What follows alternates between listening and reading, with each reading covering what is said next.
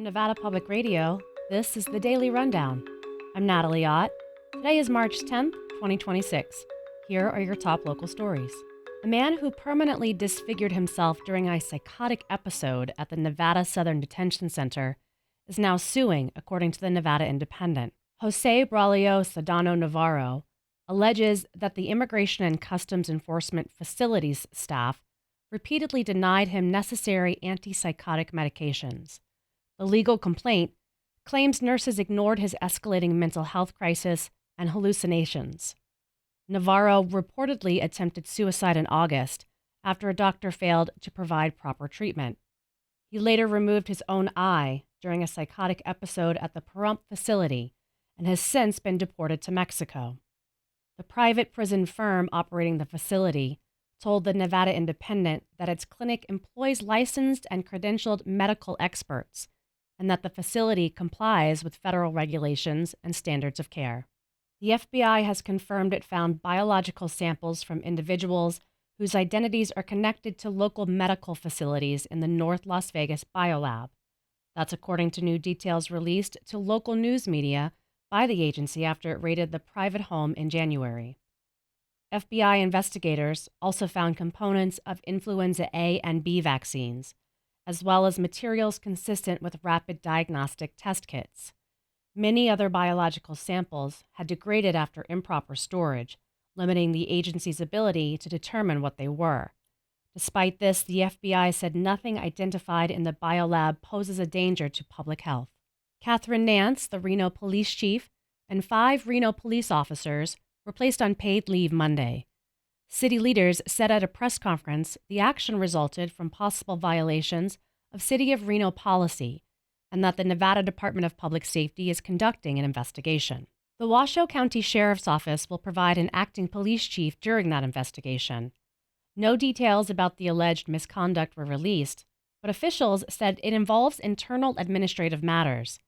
The names of the 5 officers were not released. A Canadian tourist accused of birdnapping and abusing a flamingo at the Flamingo Resort received a warning from Las Vegas Justice of the Peace Harmony Litzia. Mitchell Fairbarn, 33, was not in court, but his lawyer was told that any violation while his client is out on bail would cause that bail to be revoked, the Las Vegas Review-Journal reports. Fairbarn faces 4 counts of torturing, maiming, or killing an animal kept for companionship or pleasure. At a Wednesday hearing, he was ordered to surrender his passport, stay away from the Strip, and not possess animals while under high-level electronic monitoring. Police said he entered the flamingo habitat at the resort early Tuesday, March 3rd, grabbed a bird, and took it back to his room. They said his cell phone contained photos and videos of him choking it and throwing it to the floor as the bird screamed and cried. The 27-year-old flamingo is expected to recover from its injuries. Fairbarn's next hearing is scheduled for May 6th. The Las Vegas Raiders signed one of the top players available in free agency, according to multiple sources. Former Baltimore Ravens center Tyler Linderbaum has agreed to a 3-year deal for $81 million that includes $60 million in guarantees. The team will make the deal official Wednesday, the first day of the NFL year. He becomes the highest-paid interior offensive lineman in the league and has made the Pro Bowl the past 3 seasons. The Raiders also signed receiver Jalen Nailor to a 3-year, $35 million deal that includes $23 million guaranteed.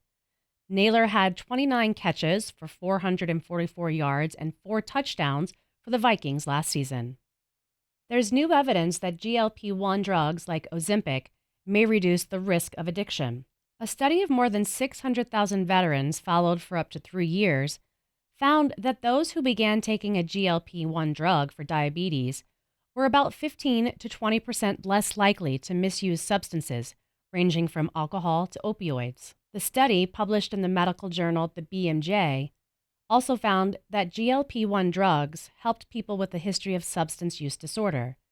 They were less likely to experience an overdose, drug-related hospitalization, drug-related death, or suicide attempt. Find the full story from NPR's John Hamilton at knpr.org. This has been The Daily Rundown, a production of Nevada Public Radio.